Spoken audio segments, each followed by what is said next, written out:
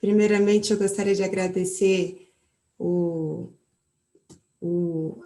a todos que aceitaram o convite da Bracrim DF para participar desse webinário conosco. Nosso ministro Sebastião Reis, muito obrigada pela participação. Doutora Marília Fontinelli, doutor Diogo Póvoa, doutor Michel, nosso querido presidente, eterno presidente. Eu gostaria primeiramente de pedir desculpas em nome do Fernando, do nosso presidente Fernando. Ele teve então logo ele aterrize aqui, ele fará acesso para participar conosco aqui. De toda forma, fica o agradecimento da Bracrim DF nesse momento. Eu vou passar a palavra para nossa querida Fernanda, doutora Fernanda, nossa chefe que comanda a Bracrim Mulher aqui em Brasília. Fique à vontade, doutora. Obrigada a todos, a participação de todos. É um prazer estar aqui. E meu nome, uma breve apresentação, meu nome é Fernanda Flesch, eu sou advogada, especialista em Direito Processual Penal, representando aqui também a Bracrim Mulher. E nesse webinário eu serei a mediadora desse debate. Essa série de webinários ela é um oferecimento da Bracrim DF, que, para quem não conhece, é a Associação Brasileira de Advogados Criminalistas, que tem em quase todos os estados já do Brasil. E, bom, o tema de hoje é sobre a sustentação oral, que tem como os convidados, né, como a Jéssica mesmo já falou, o ex-presidente da Bracrim, advogado Michel Saliba, nosso ministro da STJ, Sebastião Reis, advogado e mestre em Direito, Marília Fontinelli, advogada especialista em oratória para advogados do Instituto Verbalize, Diogo Póvoa, do qual eu tive o prazer em fazer o curso e aperfeiçoar a minha comunicação. Bom, esse projeto da Bracrim, ele foi criado com o intuito de expandir os conhecimentos e trazer um diálogo, né, das diversas instituições, tanto é que hoje nós temos o prazer de estar com o ministro do STJ, Sebastião. Bom, além da Bracrim, como eu falei, nós temos também a Bracrim Mulher, que uma breve apresentação ela é apoiada pela Bracrim, que tem como objetivo apoiar outras advogadas que atuam em especial nessa área criminal. Esse é o propósito que nós temos, que é do crescimento e da expansão da advocacia como um todo. Bom, em relação à temática, cada um dos apresentadores das apresentações terão mais ou menos 10 minutos para falar. Vai ser em forma de um bate-papo, então não tem problema de haver um diálogo interno com os demais participantes. Caso cada um queira participar, é só levantar a mão, caso queira fazer uma pergunta ao vivo, ou então enviar aqui pelo chat, que aí eu vou repassando as perguntas, as colocações. Então, é um espaço para todos. Eu desejo que seja um excelente bate-papo, que todos nós possamos agregar e acrescentar mais ainda, né, na nossa advocacia. Então, eu vou passar a palavra para o doutor Michel Saliba, como estava no nosso flyer, né, que seria o doutor, mas, portanto, doutor, fique com a palavra.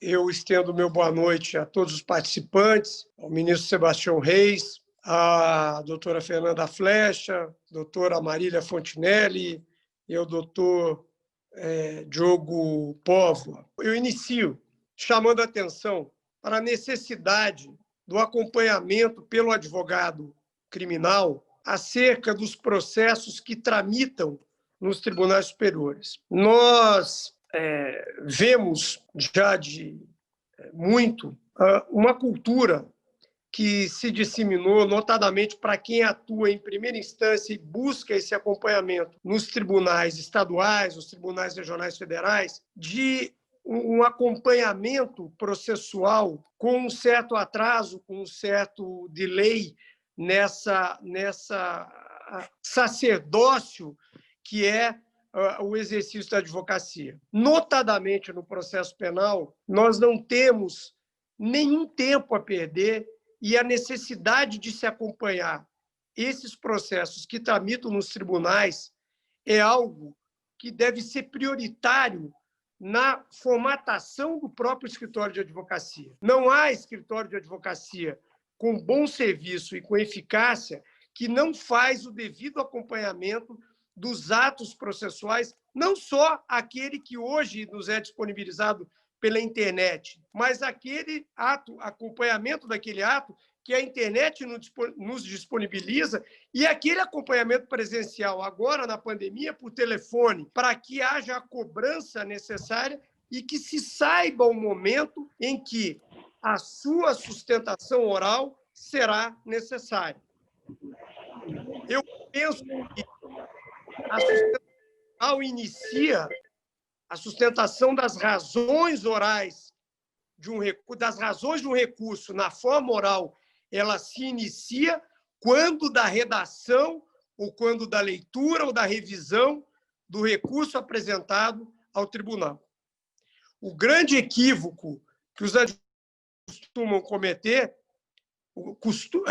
e isso realmente é algo costumeiro, é se preparar para a sustentação oral na véspera. A sustentação oral é um ato de extremo relevo, de extrema importância e que deve estar na compreensão do advogado, tal qual todas as teses expostas e redigidas e fundamentadas no recurso que será objeto de julgamento. Então, a partir desse primeiro instante, desse primeiro momento, é que a sustentação oral passa a fazer parte, no meu entendimento, de um dos atos mais importantes do julgamento do recurso da defesa, ou, nesse caso, em algumas situações mais raras, da assistência de acusação, ou mesmo, nós estamos falando sobre a ótica da advocacia, ou mesmo ao titular da ação penal pública, que é o Ministério Público, e que faz essa sustentação oral.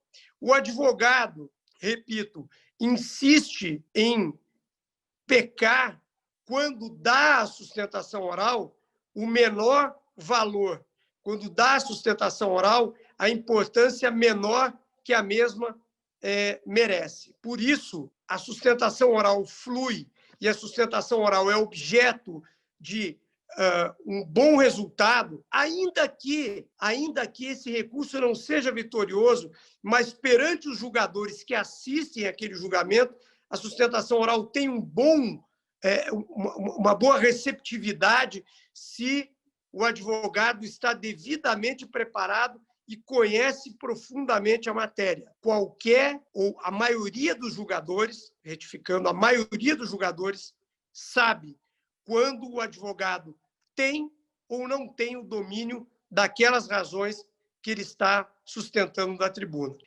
Nessa primeira fala, eu quero deixar claro a minha insistência, principalmente aos advogados que estão em início de carreira, a importância do ato da sustentação oral, da necessidade de se observar a liturgia de um julgamento, o quão importante é o vestir da beca e o encarnar do advogado para, perante os desembargadores, os ministros, com as suas respectivas togas, defender o direito do seu patrocinado, defender no processo penal, o que é muito mais, sem nenhum demérito às outras áreas do direito, mas muito mais caro, a liberdade do acusado, o seu direito de ir e vir. Então, esse ato da sustentação oral deve sempre ser revestido de muito estudo, de muita estratégia, de muita dedicação e sempre respeitando as balizas da liturgia do julgamento dos tribunais regionais, estaduais e, notadamente, dos tribunais superiores. Obrigada, doutor. O senhor quer acrescentar mais alguma coisa nesse sentido? Então, eu estou principiando para que nós possamos seguir no debate. As situações que vão chegar, algumas críticas sobre advogados que leem as sustentações orais, advogados da sustentação oral. E aí eu penso que isso discorrerá ou fluirá ao longo do debate. A proposta que me foi passada era de um bate-papo. Sim, com certeza. De maneira muito formal, mas assim segue. Não, com certeza. Ministro Sebastião Reis. Só avisar o ministro Sebastião Reis que, se a bandeira do Galo aparecer, a bandeira do Atlético Paranaense está aqui, viu, ministro? Só para avisar. Galo! Bom, boa noite a todos. Quem me conhece sabe que eu sou extremamente objetivo. Então, a primeira coisa, eu queria agradecer a oportunidade de falar. Eu acho que é fundamental isso, ou seja, esse diálogo, essa troca de informações entre juízes e advogados. Eu acho que isso é essencial. Eu acho que uma das importâncias do quinto é justamente aquele que era advogado, agora é juiz, poder passar os seus antigos colegas a visão de um juiz sobre o que acontece no processo. Muito que ou seja, praticamente tudo que o doutor Michel Saliba falou, eu endosso. E eu acho o seguinte, eu acho que o advogado tem que ter em mente hoje algumas coisas, pelo menos no âmbito do Superior Tribunal de Justiça, e eu acredito na maioria dos tribunais, se não hoje, pelo menos daqui um tempo, em breve, que os processos são processos eletrônicos. Ou seja, e o processo eletrônico não é mais como antigamente, em que os membros da turma tinham conhecimento do que estava sendo discutido ali na hora. Ele já sabe de antemão, ele tem acesso ao processo de antemão. No Superior Tribunal de Justiça, pelo menos na quinta e na sexta turma, há a troca prévia dos votos. Então, nós já sabemos exatamente o que está sendo discutido, o que está sendo debatido, qual que é o ponto que chama atenção, qual que é se a questão é complexa, se a questão não é complexa. Então, não adianta, ou seja, o advogado tem que subir extremamente preparado na tribuna, ele tem que conhecer o processo e, mais, ele tem que ser extremamente objetivo e claro. Sabe? Eu acho que, por exemplo, não raro, nós temos sessões com 15, 17, 18 sustentações orais. São 15 minutos para cada advogado. Então, só isso dá mais de 2 horas só de sustentações orais, isso se o Ministério Público não quiser falar. Sem contar voto, sem contar debate, sem contar, ou seja, então não adianta. Ou seja, o advogado, primeiro, o advogado tem que ter, outra coisa que o advogado tem que ter, aquele processo não é o único processo do juiz. O juiz tem N processos. Então, às vezes, o advogado acha que aquele é o processo da vida dele, ele vai falar, vai... Não é assim que as coisas funcionam. O advogado tem que ser claro, tem que ser direto, tem que ser objetivo. Isso que o doutor Saliba falou, ou seja, ele tem que se preparar previamente. Sabe, quando eu era advogado, antes de sustentar, eu me trancava no escritório, falava 1, 2, 3, 4, 5, 6 vezes o que eu ia falar, para ir me preparando, ou seja, achar o tom certo, achar a ordem certa do que você vai falar. Não é brincadeira, ou seja, você ganha um processo na sustentação oral e pode perder um processo na sustentação oral. Muitas vezes você pode não ganhar, mas pelo menos você vai provocar um debate, vai provocar um pedido de vista. Muitas vezes é comum, quem acompanha o julgamento da sexta turma sabe que várias e várias vezes o próprio relator pede vista regimental, desde que haja uma sustentação bem feita, esclarecida, que chame atenção para os pontos relevantes. Outra coisa, eu acredito, eu vou citar só uma coisa que aconteceu, eu acho que foi o ano passado, onde um advogado subiu na tribuna, foi fazer uma sustentação e no meio da sustentação falou assim, eu vou fazer uma citação aqui em alemão e os senhores podem ficar tranquilos que depois eu faço a tradução. Isso não se faz. Esse ar professoral de que conhece tudo, de que é melhor do que o juiz, isso esquece. Sabe? Então, eu acho que... Outra coisa, o advogado tem que estar preparado para, por exemplo, ele vai pedir 3, 4, 5 questões diferentes no julgamento. A turma, se tiver, às vezes você vai estar concedendo um habeas corpus ou dando provimento ao recurso em 2 pontos. E aí o relator vai antecipar, fala assim, olha, os pontos A e B, você não precisa falar que nós vamos estar concordando, concedendo a ordem ou dando provimento ao recurso. Concentre só nas outras questões. Se o advogado não estiver preparado, ele não vai conseguir adaptar a sustentação dele àquela nova realidade. Ele vai ter que estar preparado para isso. E outra coisa, não pensem, senhores, que por se tratar de uma sustentação, um ato unilateral, você subiu na tribuna, falou e acabou. Você tem que estar atento ao julgamento para, primeiro, esclarecimento de fato. Nada impede que o relator ou algum membro da turma, integrante da turma, esteja partindo de uma premissa equivocada para decidir daquela forma. E aí a importância do advogado atento, verificando o que isso está acontecendo, pedir imediatamente o esclarecimento de fato e dar essa realidade, ou seja, apresentar a realidade correta à turma julgadora. E não só isso pode acontecer, como a própria turma pode indagar ao advogado sobre circunstâncias do processo. Várias e várias vezes eu já me deparei, o debate ali entre os julgadores, surge alguma dúvida, e há uma pergunta ao advogado. E isso, doutor, como é que está acontecendo? Qual a situação do processo na origem? Isso aconteceu assim, assado e tal. Ou seja, o advogado tem que estar preparado. Ele não pode simplesmente achar que o seu papel é subir na tribuna, falar durante 15 minutos e está resolvido. Outra coisa que eu chamo a atenção. O advogado tem até 15 minutos para falar. Ele não precisa necessariamente falar 15 minutos. Ele precisa ser objetivo e claro. Várias e várias vezes eu percebo o advogado querendo atender, vamos dizer, preencher esses 15 minutos, falando 1, 2, 3 vezes o mesmo assunto. Ele vai e volta, achando que a obrigação dele, que a sustentação oral bem feita é aquela sustentação que ocupa os 15 minutos. Pelo contrário. Às vezes, uma sustentação de 5 minutos é muito mais produtiva que uma sustentação de 15 minutos. Porque ela consegue atrair a atenção dos jogadores, é extremamente objetiva, vai naquele ponto relevante, naquilo que interessa. Sabe? Eu acho que isso os advogados têm que ter em mente. E uma coisa, já até antecipando uma coisa que o doutor Saliba falou, é o seguinte: por favor, não leiam da tribuna. Ou seja, é possível fazer a leitura? É possível ler? É possível ler. Ou seja, você vai, claro, que você vai ler, vai citar um precedente, você vai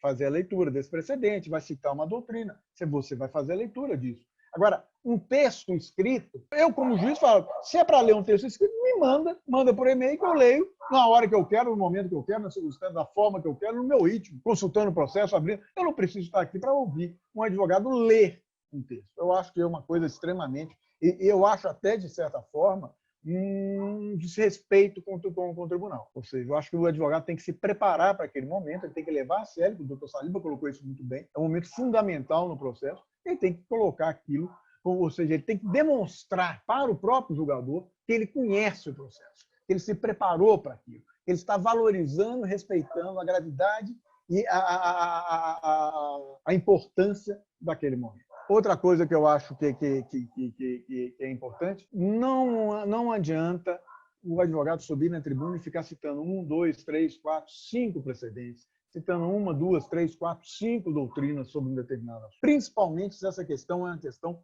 debatida e conhecida no tribunal. Então, por exemplo, vou citar um exemplo. Nós vamos julgar um habeas corpus onde se ataca uma decisão proferida, uma negativa de liminar. Nós temos a súmula 691. Então, não adianta o advogado, é perda de tempo o advogado subir na tribuna e falar assim: olha, é possível sim superar a súmula 691, há precedentes do Supremo nesse sentido, há precedentes dessa turma. Aí eu cito um precedente da relatoria do ministro Sebastião Reis, cito um outro precedente da relatoria do ministro Nécio Cordeiro. Gente, isso é questão, todo mundo sabe. Você está tratando ali, ou seja, com 5 julgadores que estão há anos fazendo aquilo, toda semana. Então, a jurisprudência da casa eles conhecem, a jurisprudência individual eles conhecem. Então, você vai citar um precedente, citar uma jurisprudência, citar uma doutrina, isso é uma questão diferenciada, isso é uma questão nova, vai marcar uma determinada posição. Você, por exemplo, você pode criar, ou seja, uma questão que não é muito debatida no dia a dia, você cita, olha, aqui da turma tem decidido essa questão dessa e dessa forma. Aí sim é relevante, aí sim é interessante. Aí sim o julgamento ganha, é importante para o julgamento. Agora, citar só para mostrar que conhece a jurisprudência da casa, eu acho que é perda de tempo. Eu acho, em linhas gerais, eu acho que são os pontos que eu acho mais relevantes, que eu procuro chamar a atenção, destacar, ou seja, são mais assim, não são mais os erros que eu constantemente verifico isso da tribuna, sabe? Ou seja, é a falta de preparo, é o desconhecimento dos fatos, e querer demonstrar um conhecimento teórico, mostrar um preparo que é desnecessário naquele momento. E aí vamos depois, quando a gente tiver para os debates, nós somos as ordens. Com certeza, ministro, excelente colocação. Isso mostra assim, a importância, né, de nós termos sempre uma boa preparação. Não basta chegar ali com o processo, né? Muitas vezes a gente escreve, mas na hora de colocar em muitas vezes deixa, né? Falta, né? Eu tenho aqui uma colocação do advogado Marcos Reis, que ele deixou aqui no chat, eu vou repassar, que ele até falou o seguinte: gostaria de propor uma polêmica neste momento. Às vezes tenho a sensação de que falo para as paredes quando realizo uma sustentação oral no Tribunal de Justiça do Estado, né? Que ele é do Estado de Tocantins. Aí ele falou que gostaria que abordasse um comportamento da turma nesse momento. Como que fica nesse sentido? Eu acredito, né, só fazendo um parênteses, que talvez seja isso, né? Às vezes a falta de objetividade, né? Talvez a falta da preparação. Vocês têm até mais... conseguem falar de uma forma até mais concreta, né, a respeito desse argumento que ele colocou aqui. Bom, eu não posso falar pelos outros, né? Ou seja, difícil a gente saber exatamente o que estava acontecendo naquele momento. O que eu digo muitas vezes, o que eu falo muitas vezes é isso. Primeiro, os processos são processos eletrônicos. Eu me preparo para as sessões. Então, por exemplo, na sexta turma, os processos são liberados com 48, 72 horas. Então, processos que nós foram julgados hoje, eu acho que a turma, quem liberou mais tarde, foi na manhã de sexta-feira. Então, a gente tem 3 dias, 4 dias para examinar os processos. Então, muitas vezes você sabe, você já tem uma convicção firmada, você começa a acompanhar a sustentação e ver se aquilo apresenta alguma circunstância. Às vezes você está até concordando com o que o advogado está falando, e aí você fala, bom, não preciso ficar olhando para o advogado. Ou muitas vezes o que você está fazendo com o processo eletrônico, você pode não estar olhando para o advogado, mas você está olhando o processo. Você tem uma dúvida, ou seja, ele questiona a fundamentação de uma decisão, de um decreto de prisão. Você vai, abre o processo, vai examinar o decreto de prisão, verificar se tem realmente se procede aquela alegação. Vai checar, muitas vezes, você vai vai rever o voto do relator para ver se aquele ponto que está sendo discutido da tribuna está sendo devidamente enfrentado, foi enfrentado. Às vezes ele faz algum questionamento, não está no voto do relator, você fala, mas será que isso é objeto de discussão no habeas corpus? Você vai consultar a própria inicial do habeas corpus para saber se aquela questão ele está inovando ali naquele momento ou se ele está acrescentando, ou se realmente houve alguma eventual omissão por parte do relator. Então, você pode estar fazendo várias, ou seja, o fato de você não estar olhando necessariamente para o advogado que sustenta não quer dizer que você não esteja prestando atenção, esteja atento ao que está sendo dito. Até porque, se a gente for ver isso, por exemplo, durante os votos, não necessariamente eu fico olhando para o relator o tempo todo, prestando atenção para o que ele está falando. Às vezes eu estou consultando os autos, estou verificando alguma coisa que eu acho relevante. Posso estar fazendo até uma pesquisa de jurisprudência para saber se aquela decisão já foi decidida de alguma forma, se aquela questão não. Então, ou seja, são várias as circunstâncias que podem estar acontecendo naquele momento. Dando continuidade, eu vou passar a palavra, então, para a doutora Marília, para que ela possa acrescentar também acerca desse posicionamento, agora numa visão de advogada, né, do outro lado ali da tribuna. Boa noite a todos, boa noite, Fernanda. Faço o meu cumprimento aqui também ao Fernando Parente, amigo querido, que daqui a pouco deve ingressar na live. Cumprimento o Dr. Michel Saliba, cumprimento o ministro Sebastião, com quem eu já tive a honra e a oportunidade de dividir um painel no nosso grupo de estudos no IDP. Cumprimento meu amigo querido Diogo Póvoa, que me ajudou bastante a aprender a falar em público, porque eu me deparei com uma situação que eu não tinha a menor ideia de como lidar. Eu fui chamada para dar aula e eu não tinha dado aula de absolutamente nada nenhuma vez na minha vida. Por isso, eu acabei conhecendo o Diogo e o Instituto Verbalize, que me ajudaram bastante a colocar as minhas ideias no lugar e conseguir transmitir o conhecimento de uma forma mais efetiva. Eu cumprimento também a nossa audiência muito qualificada, o Dr. Alexandre Queiroz e o Dr. Paulo Emílio Cata Preta, ambos amigos queridos também e grandes mestres na advocacia. Em relação à sustentação oral nos processos criminais, eu queria trazer um aspecto um pouco menos prático, vamos dizer assim. Eu acho que na advocacia criminal, as sustentações orais, elas precisam, e eu concordo com algumas questões que o ministro Sebastião trouxe, elas precisam ser muito objetivas para questões de direito e para questões de direito que ainda não foram, especialmente nos tribunais superiores, que ainda não foram decididas ou que estão em consonância com alguma doutrina mais moderna, mesmo que estrangeira, ou que tem algum ponto que ainda não foi discutido de forma mais profunda. Então, eu concordo com o ministro Sebastião no aspecto da objetividade, da desnecessidade de ocupação de todo o tempo da fala. Eu acho que isso é uma das questões mais importantes. Mas, pegando esse gancho, ainda nessa esteira, quando a gente tem uma sustentação oral objetiva, a gente precisa ser muito assertivo, mas também se colocar como um cidadão. E se colocar como um cidadão em que aspecto? O advogado, um bom advogado criminalista, um advogado criminalista é, antes de tudo, um grande humanista. Então, eu acredito que quando a gente se coloca nesse espaço, nesse lugar de cidadã, chamando a atenção para questões que efetivamente tragam algum prejuízo, não só para o paciente, no caso de habeas corpus, ou do apelante, apelado, enfim, mas que aquela discussão que será suscitada, que será trazida, ela realmente tem valor. E me chama muita atenção de que o nosso ensino jurídico ele não é preparado de forma alguma para ensinar a advocacia criminal propriamente dita, né?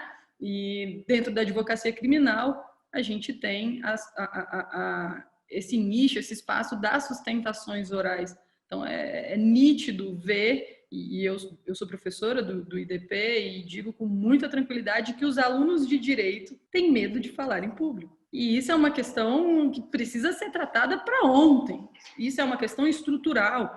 Então, dizer que os advogados, né, claro, a gente tem algumas referências e algumas exceções, mas dizer que a maioria das sustentações orais ela não cumpre o seu objetivo, que ela não cumpre esse rito que seria necessário para a apresentação de uma questão pertinente e interessante, é também por falta de ensino, não só de como se portar, de como falar, do que trazer, mas também por uma outra questão, e que eu aprendi com o meu querido amigo Diogo, que é a falta de confiança.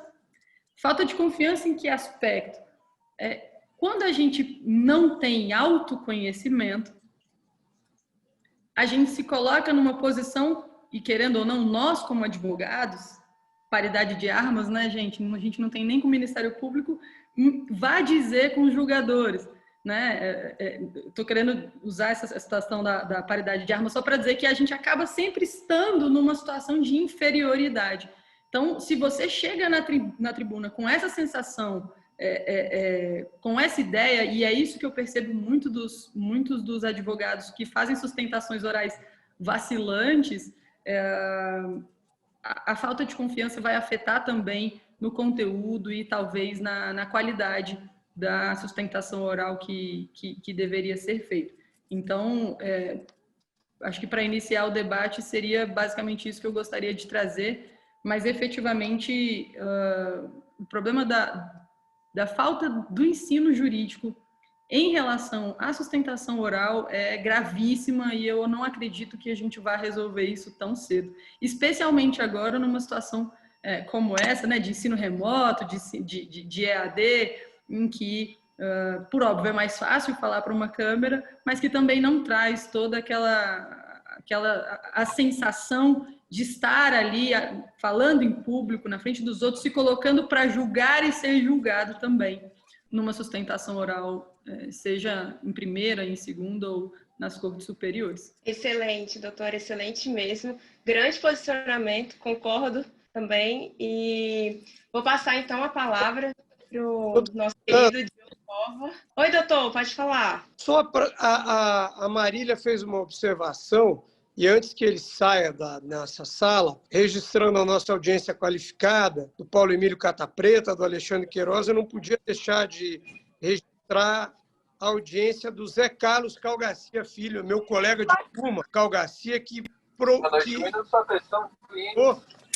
das maiores vitórias para a advocacia, um julgamento da parcialidade reconhecida pela segunda turma do STF, no caso Banestado, pelo juiz Sérgio Moro. Quero cumprimentar, então, ao doutor Cal Garcia pela audiência qualificada. Desculpe a interrupção, Fernando, mas é mais que necessário o registro da audiência do doutor Cal Garcia. Muito obrigado. Com certeza, doutor, fica à vontade. Agora a gente faz um parênteses aqui, nosso querido presidente da Bracrim, ainda dentro do avião, mas com a sua participação aqui, ainda de máscara. Prazer, doutor. Prazer, boa noite a todos, boa noite, Fernanda, meu caro presidente Michel Saliba, ministro Sebastião Reis, minha amiga Marília Fontinelli e doutor Diogo Póvoa. Peço desculpas pelo ingresso tardio e desse jeito, mas eu tive uma mudança de voo por conta da pandemia e estou chegando agora em Brasília. Vou deixar continuar aí, ao final eu faço um novo ingresso. Muito obrigado, gente. Um abraço. Bom, vamos dar continuidade. Diogo, palavra. Fernanda, boa noite. Boa noite, ministro Sebastião Reis, doutor Michel Saliba, amiga Marília Fontinelli, Fernando presidente, demais presentes aqui nessa sala, nesse bate-papo. Eu, primeiro, me sinto extremamente satisfeito e lisonjeado de ter a Fernanda e a Marília aqui presentes na sala, que foram minhas alunas no Instituto. Isso é para quem é professor, para quem está em sala de aula, sabe que esse é um excelente momento. Um momento que nós dividimos o momento de bate-papo com quem trocou com a gente por algum tempo. Todos os assuntos remetem à minha cabeça a ideia de que nós temos ausência de uma capacitação nas universidades e faculdades em relação à comunicação e à oratória. Se nós trabalharmos exatamente como a Marília falou, quantos são os momentos em que nós temos alguma possibilidade de preparação e de instrução em relação à comunicação e oratória, seja na faculdade, seja até no ensino fundamental e ensino médio. Quantas vezes nós nos deparamos com esses momentos de enfrentamento de vencer o medo, de superar alguma desconfiança e assim aceitar algum julgamento. E para muitos advogados e advogadas, o primeiro momento de fazer isso é em uma sustentação oral, seja lá em qual tribunal for, seja lá em qual instância for, e às vezes até de se deparar com o ministro do STJ, com uma composição no Tribunal Superior. Isso é extremamente desafiador. Por isso que eu sempre trabalho e sempre vou trabalhar a ausência de preparação. Seja uma preparação que era para ter sido feita em uma universidade, em uma faculdade, e é por isso que eu e Marília estamos buscando essa preparação com unhas e dentes, e é por isso que hoje, Fernando, o presidente, sabe disso, estou com muita luta, inaugurando um curso para advogados e advogadas em relação à comunicação e oratória, que se prepara em relação às sustentações orais, que prepara em relação à estruturação de uma sustentação oral, porque eu acredito que isso é um déficit gigantesco na nossa atividade jurídica, atividade da advocacia, e ainda mais na advocacia criminal, que requer uma sustentação oral, como a Marília muito bem disse, uma sustentação oral, acima de tudo, humana, acima de tudo, que se depara com a situação que é, como o Dr. Michel Saliba muito bem colocou, a situação dos direitos mais necessários, mais fundamentais para aqueles que nós temos a confiança de ali estar na tribuna. Por isso que a preparação, para mim, é o primeiro elemento que nós precisamos trabalhar, mas já que não tem preparação, nós precisamos trazer para advogados e advogadas exatamente como foi muito bem comentado aqui, como trazer a atenção, que muitas vezes a atenção existe, a atenção, como o ministro Sebastião muito bem colocou, a atenção muitas vezes existe, mas ela não necessariamente ela gera uma sensação de conforto para quem fala. Muitas vezes ela ainda gera um desconforto para quem fala, caso não tenha um olho no olho. E quando nós nos deparamos com esse momento online, que as sustentações orais são online, que os momentos, as audiências muitas vezes são online, telepresenciais, vem ainda mais um desconforto. Dentro do que foi colocado, eu acredito que, juntamente da preparação, a preparação remete não só a uma preparação pretérita da capacitação de se fazer uma sustentação oral, mas como e quando começar uma sustentação oral. A sustentação oral começa exatamente no primeiro momento que você escreve alguma petição. A sustentação oral começa no primeiro despacho que você faz com o gabinete, com o ministro, com a ministra, com o desembargador, com a desembargadora. A sustentação oral não começa quando você tem início a sua fala ali na sustentação oral. Ela inicia antes. Ela inicia na preparação. E nessa preparação, deixando a preparação e a capacitação no sentido mais formal, mas no sentido mais prático, como o ministro bem colocou, quando era advogado, treinava, eu acredito que a estruturação da sustentação oral é essencial. Muitos advogados e advogadas não sabem como irão começar a sustentação oral, como irão apresentar as teses e não sabem como irão finalizar a sustentação oral. E aqui, para mim, vem um grande equívoco, porque muitas pessoas, muitos advogados e advogadas ou não sabem como estruturar, ou mais, estruturam tanto que acreditam que aquilo ali é uma estrutura rígida que não pode ser alterada. Que, inclusive, quando o julgador apresenta alguma tese que já foi confirmada pelo tribunal, o advogado não tem a capacidade e o jogo de cintura de alterar a sustentação oral que estava preparada e estruturada. E nessa hora vem um desafio gigantesco de conseguir improvisar. Improvisar não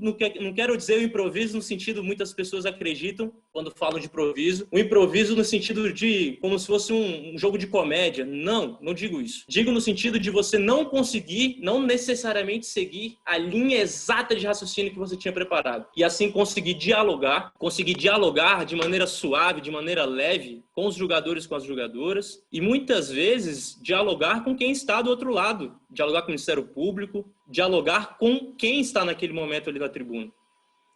Ou seja, a leitura nessa hora, e eu concordo com tudo que foi falado, a leitura nessa hora ela se torna extremamente prejudicial. Primeiro, como a Marília muito bem colocou, não traz a humanidade, o humanismo que necessário é, porque uma leitura ela é fria, ela é seca e extremamente desafiador alguém conseguir acompanhar a leitura. Até porque, como o ministro Sebastião muito bem disse, como prestar atenção em algo que eu já posso ler no papel e da maneira como eu quero ler, com as pausas que eu quero ler. Por isso que a estruturação e a preparação são, para mim, decisivas. E tudo isso remete, com certeza absoluta, ao que foi falado, que é a ideia da confiança. A ideia da confiança é uma ideia construída. Nós não temos e ganhamos confiança de uma hora para outra. É por isso que nós precisamos sempre trabalhar com uma ideia de como funciona a nossa mente em um momento desse de preparação ou de enfrentamento. Se trouxermos a ideia de enfrentamento no sentido mais cru da palavra ou no sentido mais primata da palavra, nós temos 3 opções diante de uma situação ameaçadora. Nós podemos congelar, muitos advogados e advogadas vivenciam esse momento, que é não realizar uma sustentação oral,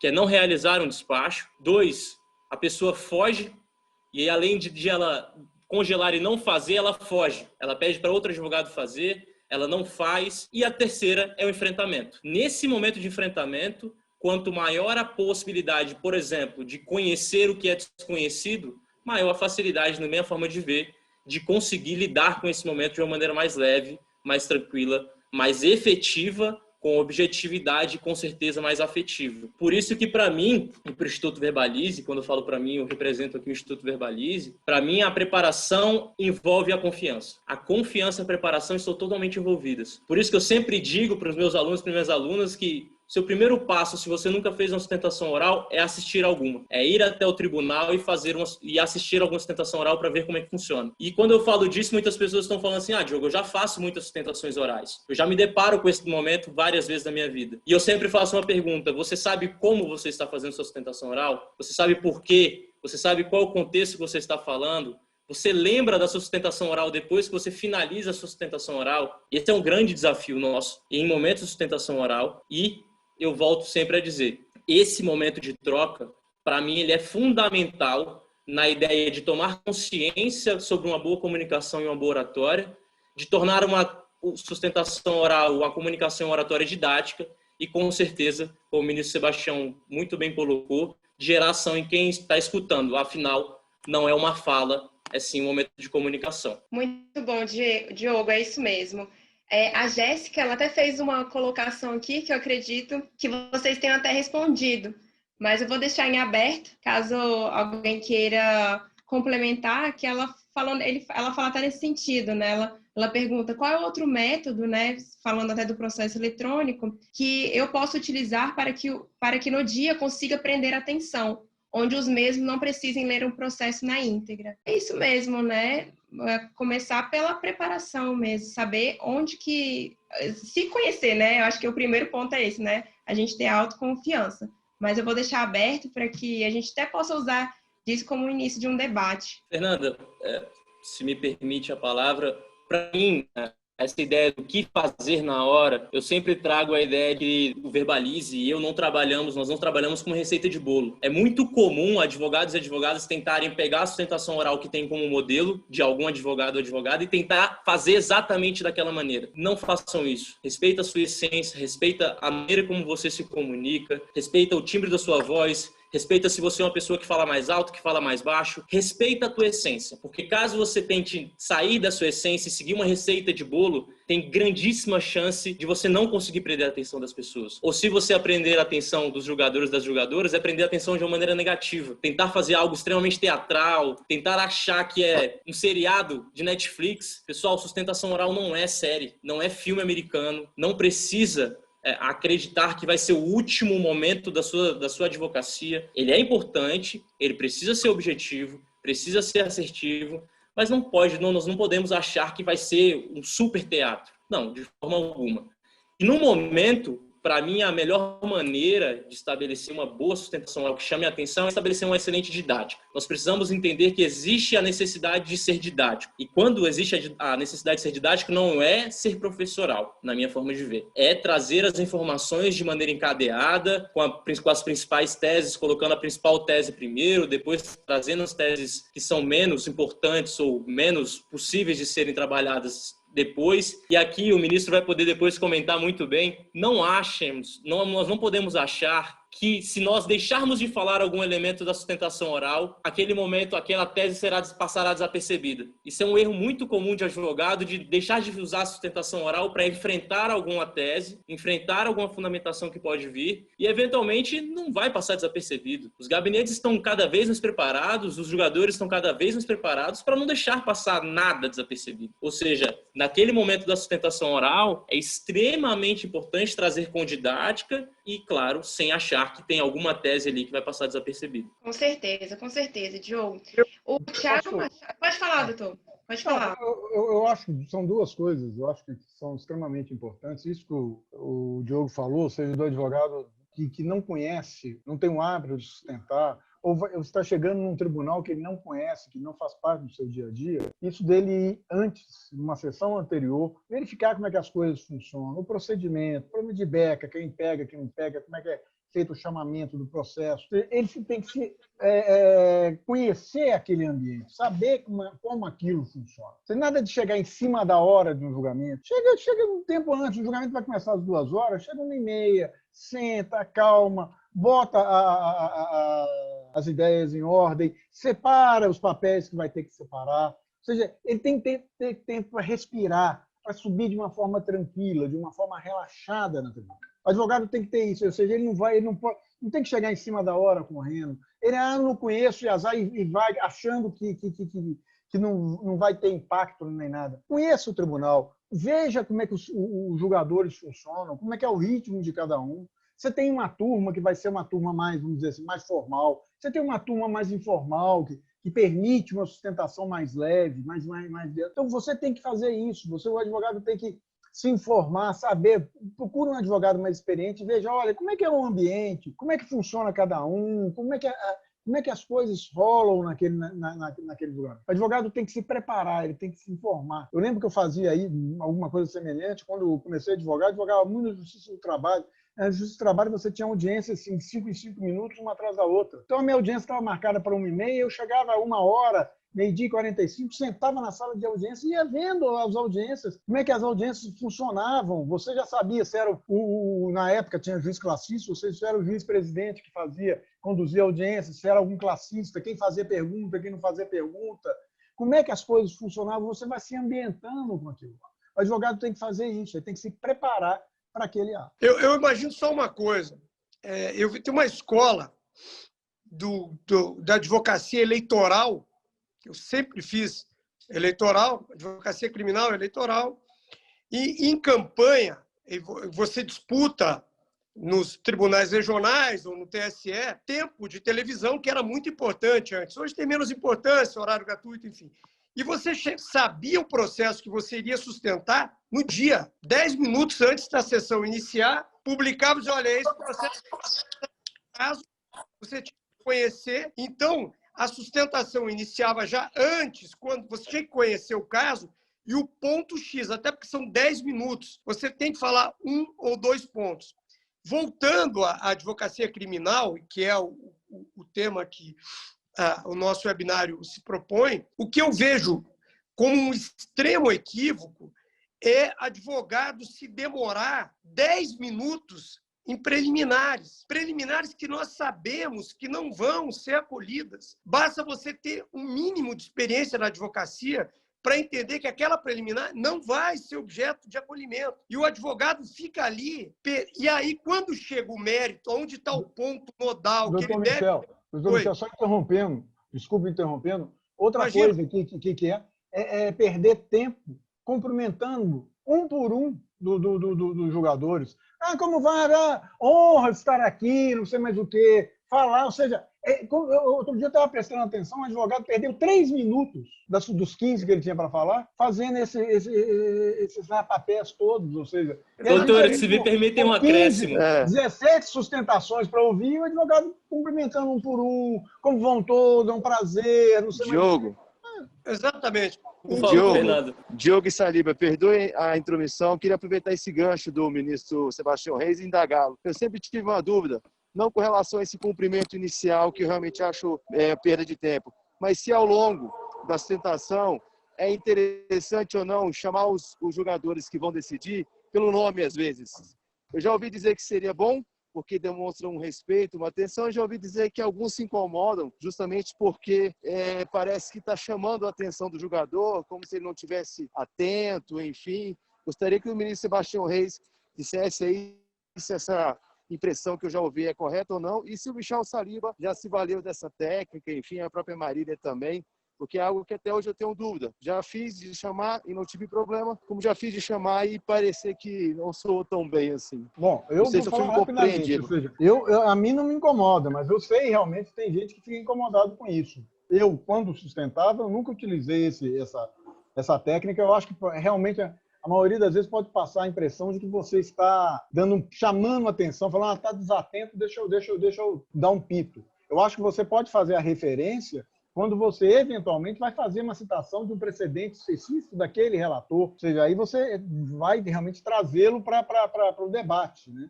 Agora, simplesmente falar no curso, como eu já vi várias vezes, uma hora fala fulano de tal, fala fulano de Beltrano e tal, a mim não incomoda, mas eu sei que realmente eu já ouvi meu colegas reclamando, falando que não se sentem confortáveis com isso. Mas aí, Ministro, volta a falar da importância de se conhecer o ambiente que você está, né? Você vai ter que...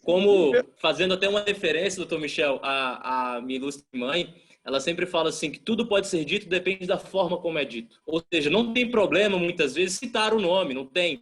Agora, se você tiver um tom de chamar a atenção, porque não sabe, o ministro não está prestando atenção e etc., eu acredito, e a partir dos estudos, claro que vai ser muito mal visto. Agora, no sentido de um diálogo, no sentido de fazer uma troca, de capacitar, de possibilitar uma troca ali naquele momento, apesar de ser uma sustentação oral, eu acredito que é muito bem-vindo, principalmente quando se tem um julgado, um julgado que é eventualmente do vogal. Claro, nesse sentido, eu acredito, Fernando, e complementando essa ideia do ministro Sebastião, se puder evitar, melhor, mas se for para citar, e citar de maneira leve, de maneira tranquila, como uma espécie de diálogo, eu acredito que faça todo sentido. Agora, não como a ideia de dar o pito, como o doutor Michel estava comentando. Não, a questão, o que eu acho que a observação foi do Fernando. No meu entendimento, a gente evolui. Eu tenho muitos anos de advocacia, prefiro não revelar, né? Mas é muito tempo, são 28 anos de advocacia, e a gente vai aperfeiçoando. O ministro Sebastião pontuou, eu cometi muito, e ainda hoje tenho que me policiar, porque eu tenho essa mania, até do instinto político, de ficar fazendo saudação.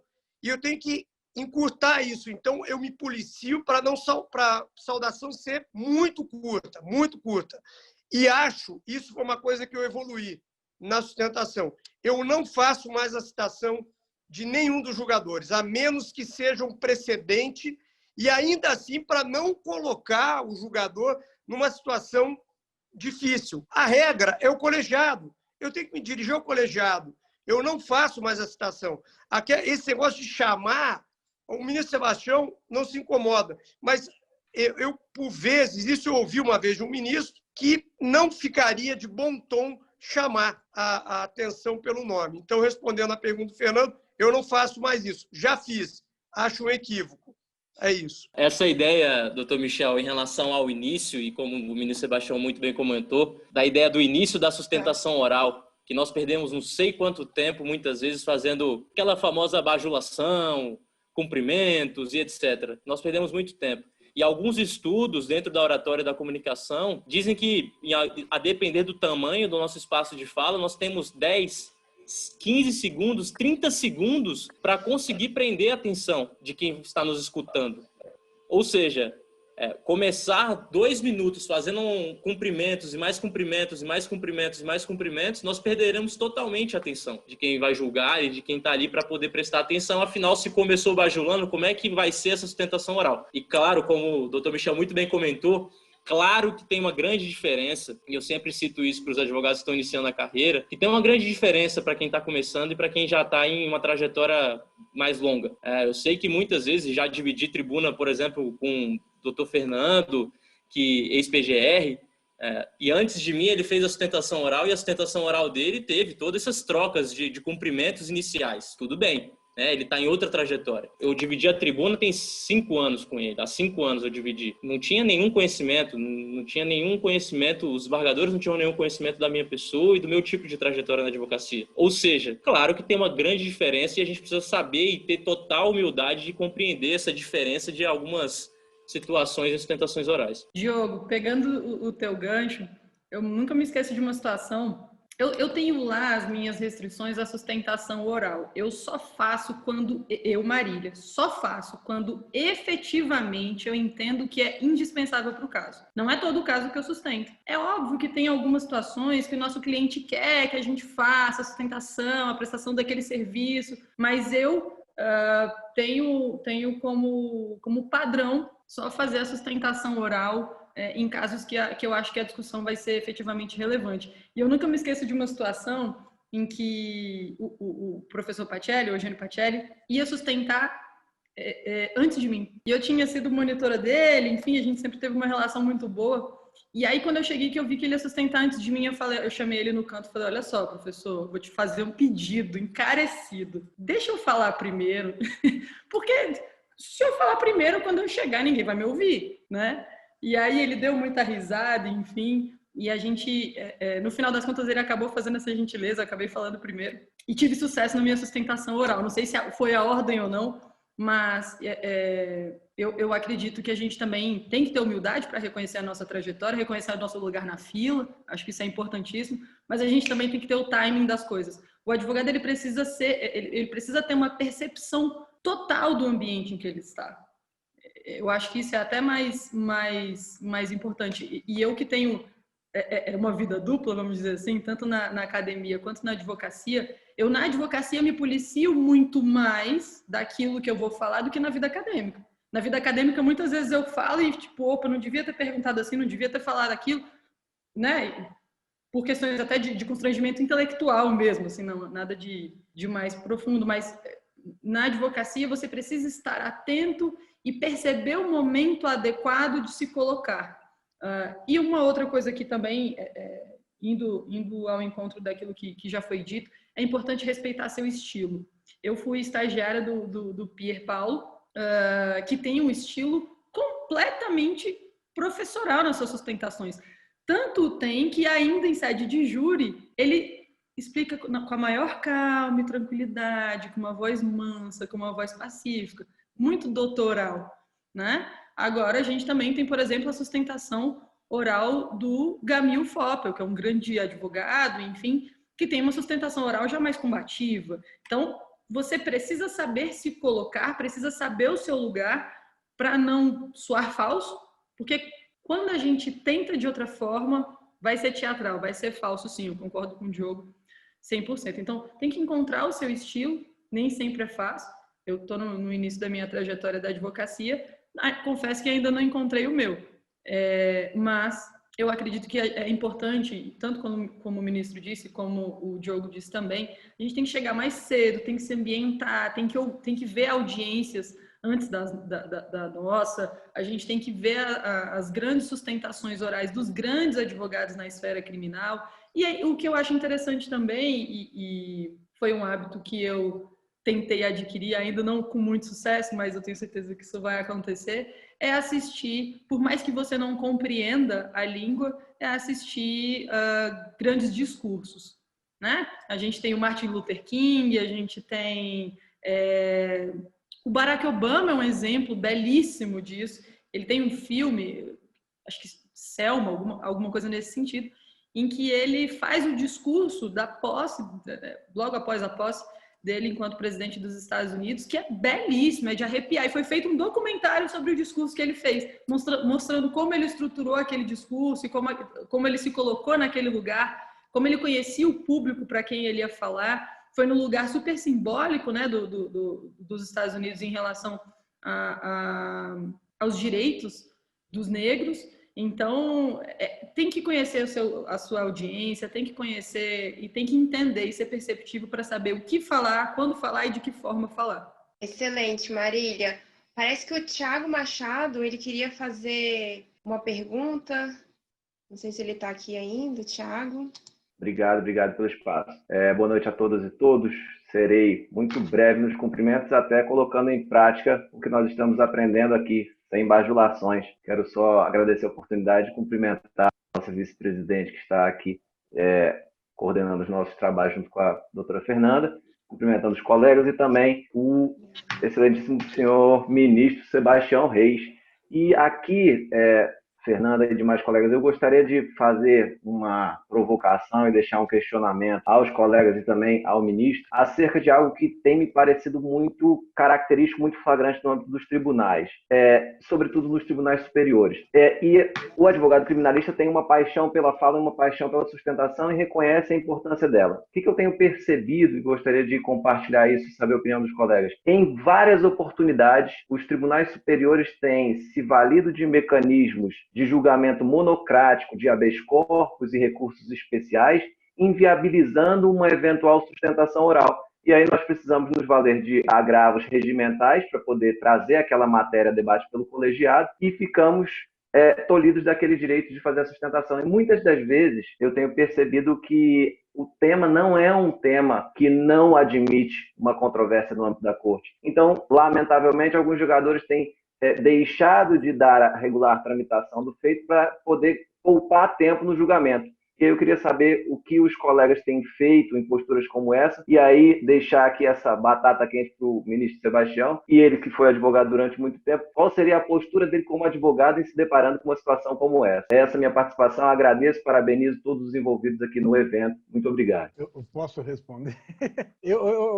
É só esclarecer, eu estou recebendo cerca de 50 habeas corpus todos os dias, ou seja, 45, 50 habeas corpus, depende do dia. Teve dia que eu já recebi 60, 70 habeas corpus, aí tem um dia que você recebe 35, 40, mas uma média de 45, 50 habeas corpus todo dia. É inviável decidir em turma todos esses habeas corpus. A solução é a decisão monocrática. Eu já falei isso várias e várias vezes. Se alguém tiver uma outra solução, que me ajude, que me dê a solução. Se eu for levar para a sessão todos os processos para decidir no colegiado, eu não vou ter sessão suficiente para isso, porque é impossível, né? Ou seja, numa sessão como a de hoje, que nós tivemos, nós julgamos quase 400 processos. Né? E olha que nós julgamos, levamos para julgamento, ou seja, que permitiria, não eram processos em mesa, mas processos com sustentação. Desses 400 processos, deve ter tido uns 80, 90 processos, que eram habeas corpus ou recursos especiais que permitiriam a sustentação. Ou seja, não tem uma solução. Ou seja, a questão do uso das monocráticas é uma necessidade que está sendo imposta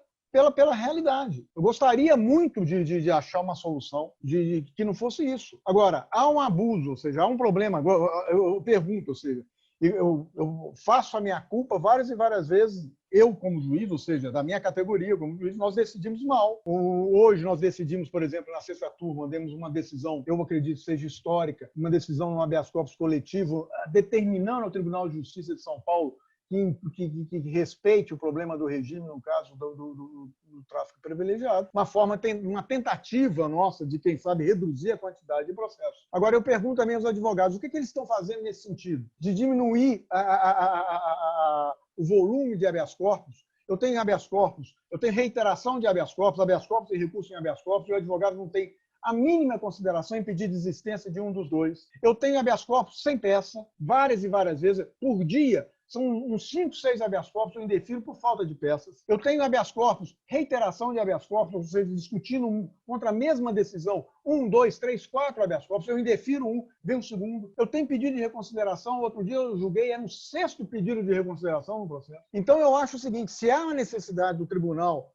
corrigir esse tipo de coisa, eu acho também que a advocacia tem que acordar e verificar. Será que o habeas corpus está sendo utilizado com o cuidado que ele deve ser utilizado? Será que, da mesma forma que eu critico o tribunal por desobedecer uma decisão, uma orientação jurisprudencial do Supremo ou do Superior Tribunal de Justiça, será que eu, como advogado, não estou impetrando um habeas corpus contra uma decisão que está seguindo uma súmula do Superior Tribunal de Justiça, uma súmula do Supremo Tribunal Federal? Será que esse habeas corpus é viável? Eu vi a doutora Marília falando, ou seja, a da sensibilidade de escolher o momento de se sustentar. Será que aquele caso justifica uma sustentação ou não? Da mesma forma, será que aquele caso justifica uma impetração? Às vezes eu vou abro mão de discutir uma determinada questão na apelação para discutir em habeas corpus. Eu recebi um advogado uma vez em que ele estava questionando, ele estava entrando com habeas corpus contra uma decisão do juiz ordinário, que não havia nem ainda sentença. E eu perguntando para ele, mas vem cá, essa questão não vai ser debatida na sentença? Ele falou, vai. Mas então por que o senhor está entrando com habeas corpus? Porque eu sei que vai ser condenatória a decisão. E a apelação? Mas eu sei que a apelação vai ser desprovida. Ou seja, ele já antecipa um juízo, ele não permite que o juiz se pronuncie sobre uma determinada questão, ele não permite que o tribunal se manifeste sobre uma determinada questão e já quer a provocação do Superior Tribunal de Justiça. Então eu falo, qual a solução para o problema? Eu não vejo. Sabe? A gente tenta fazer o que a gente pode. Agora, como é que eu vou julgar 50 habeas corpus que eu recebo por dia, ou seja, são 250 por semana, eu tenho uma sessão por semana, eu vou julgar de 250 cada um, nós somos 5, são 1.250 habeas corpus, uma sessão para julgar? Eu não vejo solução, eu sinceramente não vejo solução, a não ser infelizmente, a questão do uso das monocráticas, né? Agora, eu acho que precisa haver um consenso geral, ou seja, advogados, Ministério Público, magistratura, no sentido de achar uma solução para isso. Eu não posso ter um Superior Tribunal de Justiça.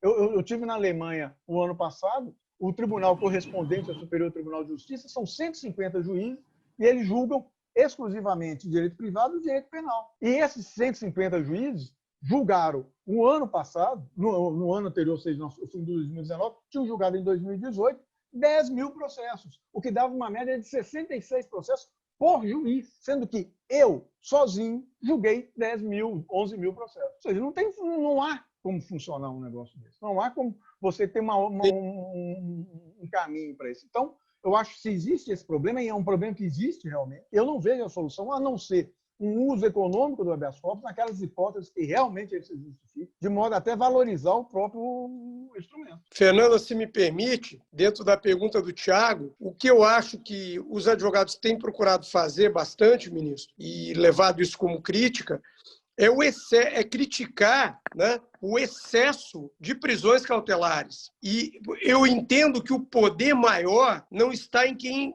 prende, mas em quem pode soltar. Os tribunais, aí eu não quero chegar no STJ, no STF, os tribunais estaduais, os tribunais regionais federais, com todas as vênias, poderiam, em várias hipóteses, revogar prisões cautelares que, sem dúvida alguma, faria com que o número de habeas corpus impetrados nos tribunais superiores diminuísse sensivelmente.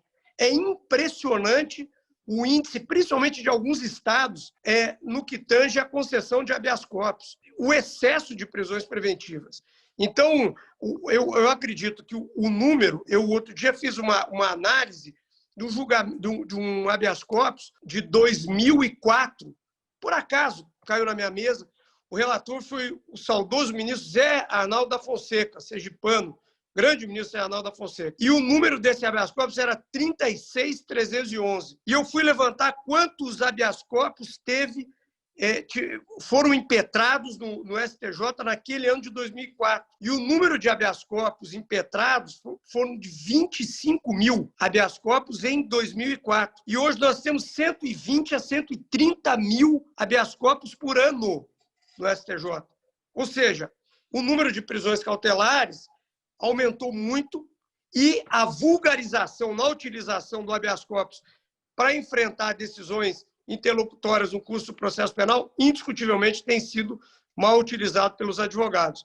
Mas eu acho que os magistrados de primeiro grau e principalmente os tribunais poderiam flexibilizar e analisar com mais uma exegese um pouco mais extensiva ou um processo penal mais voltado aos princípios constitucionais quando da análise das decretações e das revogações, principalmente pelos tribunais dos estados. Obrigada, doutor. Mais alguém? Quem gostaria de falar? Parece que o presidente Fernando estava querendo fazer algum comentário. É verdade. Obrigada. Bom, eu queria fazer aqui um complemento à fala do ministro Sebastião Reis. A advocacia criminal tem que fazer uma meia-culpa mesmo, né, nessa questão de habeas corpus monocráticos, né? Nós realmente temos aí um abuso na impetração de habeas corpus, de recurso especial extraordinário, que levou a essa discussão e ainda leva da questão dos recursos protelatórios para poder fundamentar a execução provisória, né? De fato, a Marília também colocou, olha, eu escolho muito bem se vou ou não vou fazer sustentação oral, não são todos os casos, né? A advocacia precisa fazer uma meia-culpa também. A gente fica dizendo, não foi essa a fala do Tiago Machado, mas é um discurso comum, como se a responsabilidade fosse só dos magistrados, né?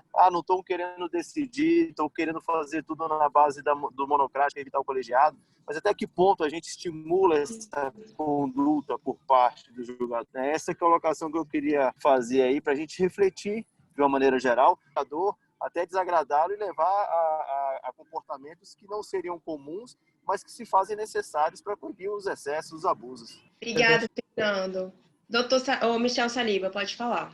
Não, eu só complementando a ausência de conhecimento e de prática de muitos advogados na atuação junto aos tribunais superiores. Isso atrapalha demais. Eu canso aqui no escritório e falo, olha, eu não vou entrar com agravo regimental contra o indeferimento da liminar em habeas corpus. Isso não se deve fazer, deve-se aguardar o julgamento de mérito. Eu não vou atolar com todas as vênias, eu não vou entupir o tribunal com mais um recurso e não vai ser revisto.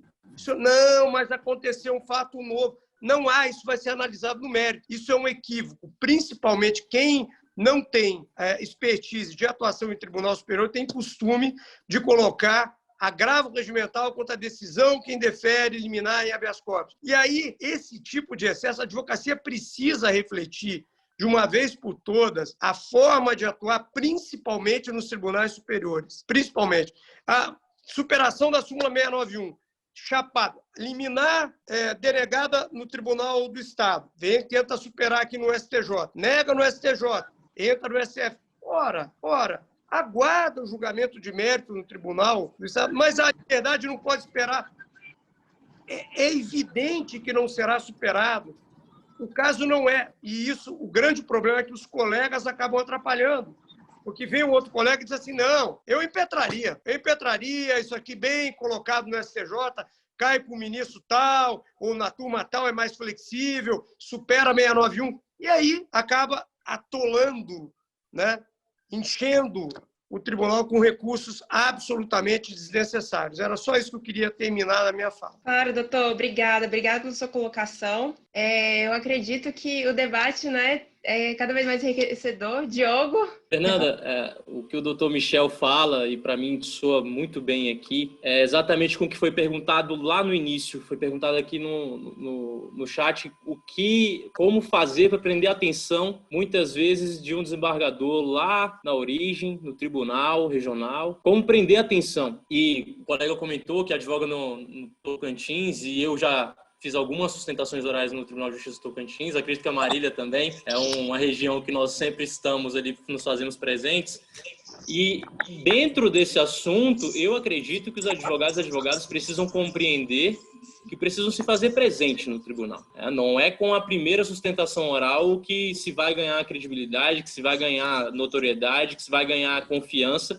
E, exatamente como a Marília muito bem colocou, não é qualquer sustentação oral que se deve fazer. Talvez a repetição excessiva, e o excesso de sustentações orais de processos que não deveriam ser sustentados levem a esse momento de ausência de credibilidade e ausência de contato visual, contato de conexão dos desembargadores e desembargadoras. Por isso que eu acredito que precisa haver uma seleção dos processos que serão sustentados. Mais do que isso, precisa haver uma presença no tribunal, precisa haver a distribuição de memoriais. Os memoriais, de novo, mais uma vez, como o ministro Sebastião muito bem comentou, nós não podemos acreditar que os memoriais serão exatamente o que está no processo. O memorial precisa ser resumido, precisa ser sucinto, precisa ser direto, objetivo. Eu trabalho sempre com a ideia, com meus alunos e com minhas alunas, e trabalho isso no curso também, com a ideia de que precisa ser estabelecido blocos argumentativos. E os blocos argumentativos precisam ser iniciados, fechados e muito bem conectados entre eles. Caso contrário, os advogados e advogadas vão continuar sendo desconectados, sem conexão em uma sustentação oral, sem conexão com o desembargador, com a desembargadora, e vai haver constantemente esse distanciamento.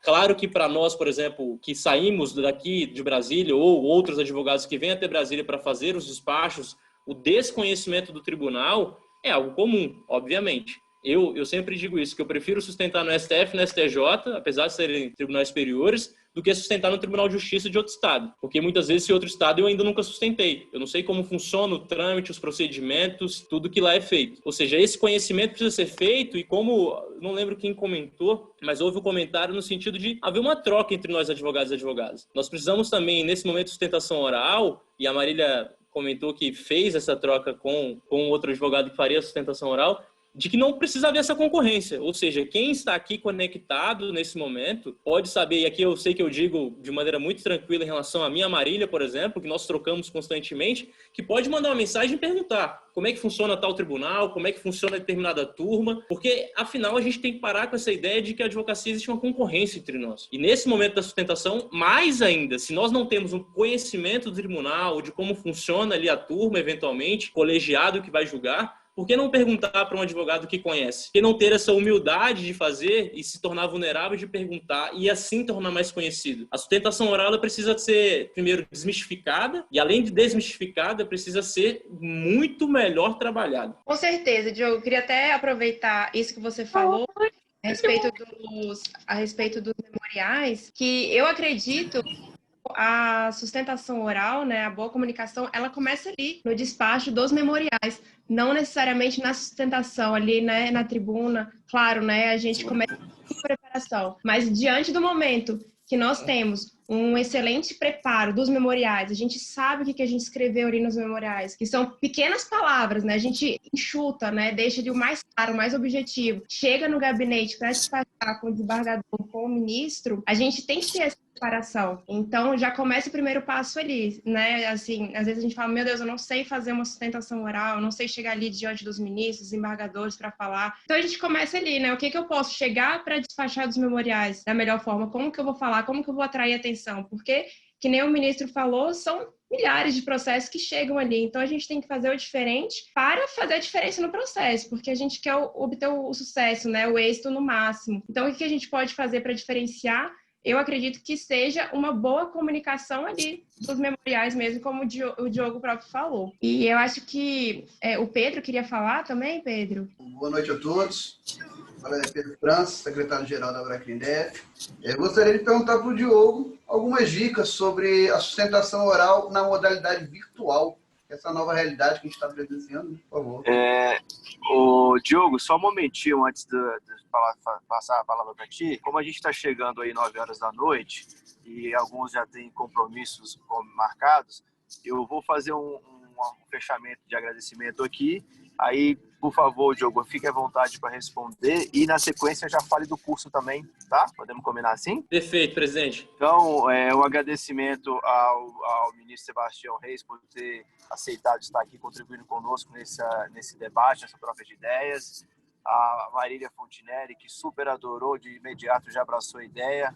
Ao Diogo, que me procurou, proporcionando aí, propondo uma parceria da Bracrindef com o Instituto Verbalize, que já na sequência ele vai externar aí para nós. Vem notícia boa de desconto nos cursos dele aí. E ao meu eterno presidente Michel Saliba, gratidão eterna por apoiar sempre a Bracrin nessa gestão que sucede o início da Bracrindef, aí feito por ele.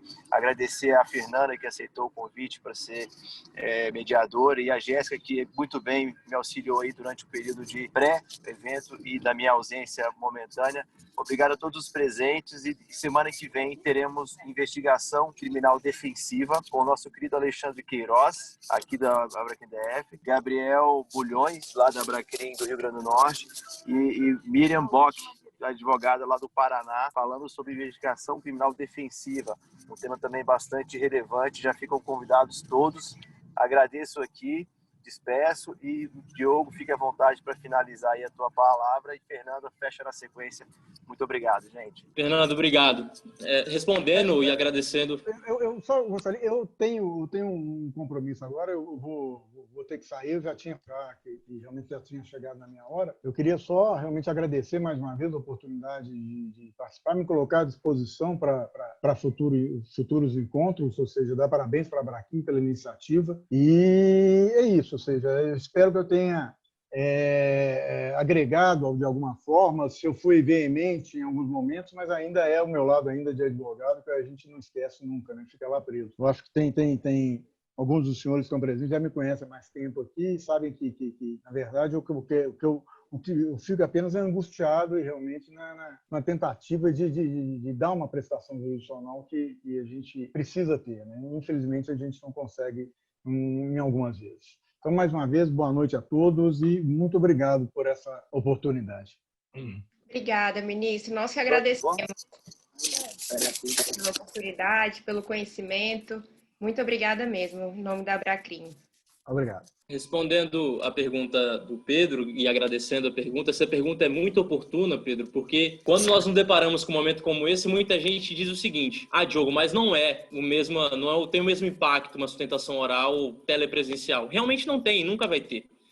Nada troca um olho no olho. E é exatamente porque nada troca um olho no olho que a primeira dica que eu dou vem exatamente relacionada ao olho no olho. Muitas pessoas, quando vão fazer sustentações orais, advogados e advogadas, nesse momento telepresencial, colocam a câmera aqui em cima, o computador à frente e fazem a sustentação oral para o computador e não para a câmera. A sustentação oral telepresencial, o olho do teu telespectador, o olho do jogador, é exatamente a bolinha da câmera. Se eu olhar para o lado, se eu olhar para cima, eu não estou fazendo conexão visual. Ou seja, essa é a primeira dica, Pedro. Fazer conexão visual mesmo em telepresencial, ou seja, olhar para a câmera. Diogo, é extremamente difícil, porque parece que eu estou olhando para uma bolinha, não tenho reação de ninguém. É o momento que nós estamos vivendo. Se você quer minimamente estabelecer uma conexão visual, olhe para a câmera, olhe para a bolinha da câmera. A segunda dica que eu dou, de novo, numa ideia de preparação, estabeleça ali o seu momento, ou seja, estabeleça teste microfone, teste computador, teste tudo, para no momento não haver nenhum desafio extra. E a terceira dica que eu dou nesse momento é porque muitas pessoas ou colocam a câmera e olham para baixo,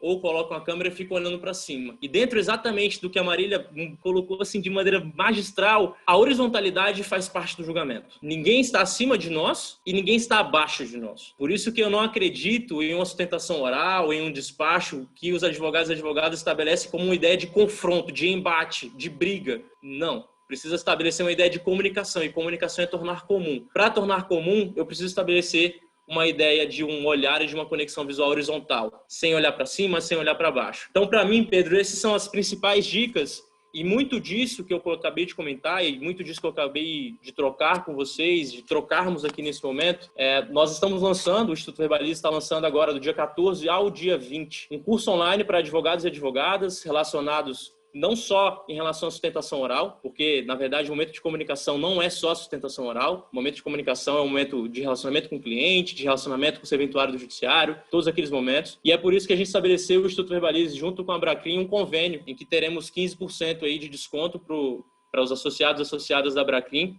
Acredito, Fernando pode precisar isso até melhor do que eu, que será enviado um cupom de desconto ou eventualmente o link. A Jéssica também está balançando a cabeça ali, confirmando, que vai ser enviado o link, o cupom de desconto. A partir do dia 14 será feito o lançamento, mas se quiser saber mais informações também, pode falar diretamente comigo, mas por esse link vai ter acesso ao desconto de 15%. E também registrar aqui, já aproveitando o ensejo, do dia 11 ao dia 18, nós faremos um ciclo de bate-papos e de conversas com Augusto César, ministro do TST, Délio Lins, presidente da OAB-DF, César Brito, ex-presidente do Conselho Federal do AB, Renata Gil, presidenta da AMB, Associação dos Magistrados do Brasil, Marília Fontinelli, advogada criminalista e professora, eterna professora, e Bruno Teixeira, procurador do DF. Tudo isso com esse propósito de trazer oratória e comunicação, já que nas faculdades nós não aprendemos. Fernando, agradeço demais o convite, agradeço a troca. Fernanda, obrigado por intermediar todo esse momento. Jéssica, Marília, doutor Michel. Eu queria fazer uma pergunta, eu vi aqui que tem pessoas de outros estados, se o curso é para pessoas também para outros estados, como é online, né? Eu acredito que não tenha... Não tem nenhuma restrição, é um curso online, hospedado numa plataforma, Relógio Batedo, que está hospedado numa plataforma, então não tem nenhum problema de acesso. O curso já foi gravado, então não tem nenhuma dificuldade de acesso, não.